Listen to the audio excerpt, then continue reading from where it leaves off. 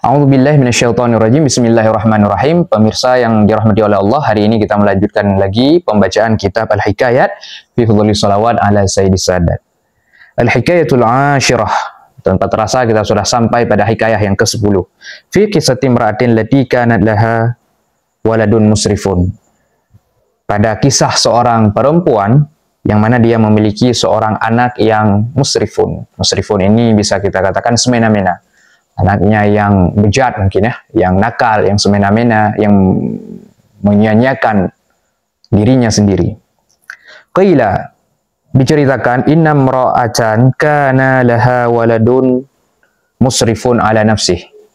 Jadi ada seorang perempuan yang memiliki seorang anak lelaki yang semena-mena dengan dirinya sendiri. Dia zalim terhadap dirinya sendiri. Artinya karena dia mungkin sering melakukan maksiat, makanya dinamakan dengan musrif. Nah, kan itu satu bentuk upaya untuk menghancurkan dirinya sendiri dengan maksiat itu, baik dalam jangka waktu yang singkat ataupun jangka waktu yang lama.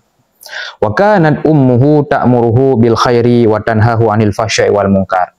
Ibunya tadi itu selalu memerintahkan dia untuk melakukan yang ma'ruf, yang baik, dan mencegahnya, melarangnya daripada perbuatan keji dan mungkar. Wal qada'u ghalibun 'alaihi. Kemudian ketetapan pun terjadi terhadap anak tadi. Artinya wal qada'u ghalibun 'alaihi, dia pun meninggal ya. Famata, kemudian dia pun meninggal wa huwa musirun ala ma kana 'alaihi. Dia meninggal dalam kondisi dia masih melaksanakan dosa-dosa yang dia kerjakan setiap harinya. Artinya masih dalam kondisi yang hancur tadi, masih kondisi yang tidak baik. Kondisi di mana dia masih berkekalan dengan dosa. Fahzinan alaihi ummuh, huznan syadidan.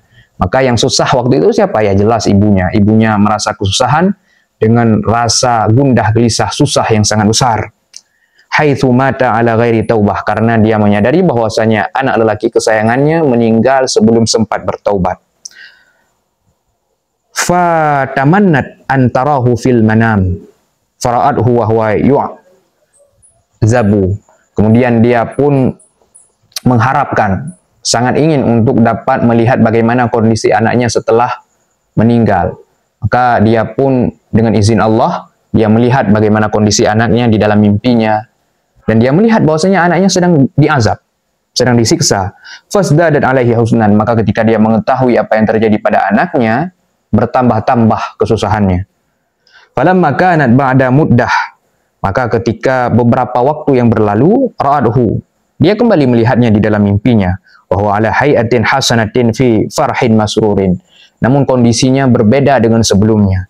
Anak lelaki tadi sekarang sudah dalam hay'ah hasanah, sudah dalam kondisi yang jauh lebih baik, fi farhin masrurin, di dalam kondisi senang, bahagia.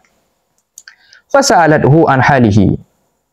Ibunya tadi pun bertanya kepada anaknya bagaimana kondisinya.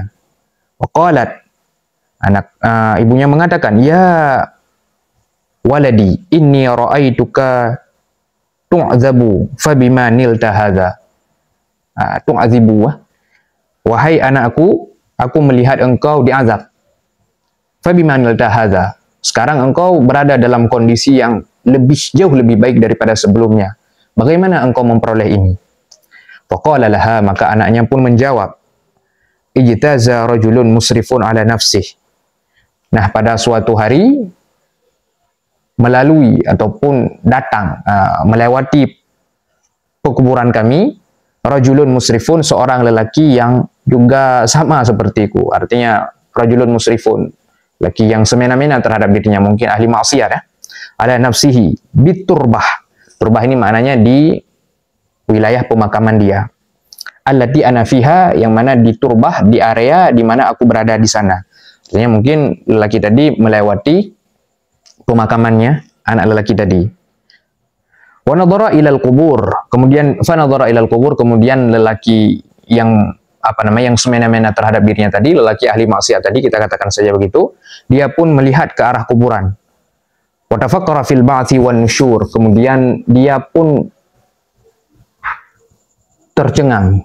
Artinya dia pun ketika itu memikirkan, bertafakkur.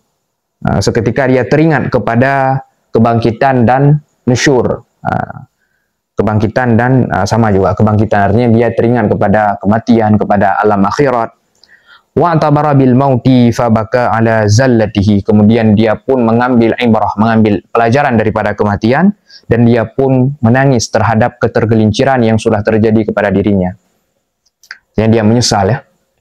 Wa nadaba ala khati'atihi. Kemudian dia pun menyesal terhadap keburukan-keburukan yang telah dia kerjakan. Wa taba ilallahi ta'ala. Dia pun bertaubat kepada Allah Ta'ala. Wa aqadat taubah. Kemudian dia pun mengikat taubatnya. Artinya dia pun memang benar-benar berkomitmen dengan taubatnya. Fafarahat bi taubatihi malaikatus sama. Maka dengan sebab taubatnya lelaki tadi, malaikat-malaikat di langit ikut senang. Falamma alimallahu sidqa taubatih. Ketika Allah Ta'ala mengetahui tentang benarnya keseriusan daripada taubat daripada pemuda lelaki tadi, wa taba alaihi qara'a syai'an minal Qur'an, dan dia pun benar-benar bertaubat, Allah pun menerima taubatnya. Qara'a syai'an minal Qur'an. Lelaki tadi pun ketika dia seketika spontan masih di pemakaman itu, dia bertaubat dan dia pun membaca beberapa ayat ataupun sesuatu daripada Al-Quran. Wa shalla ala Nabi sallallahu alaihi wasallam 20 marrah. Dan dia pun berselawat kepada Nabi sebanyak 20 kali.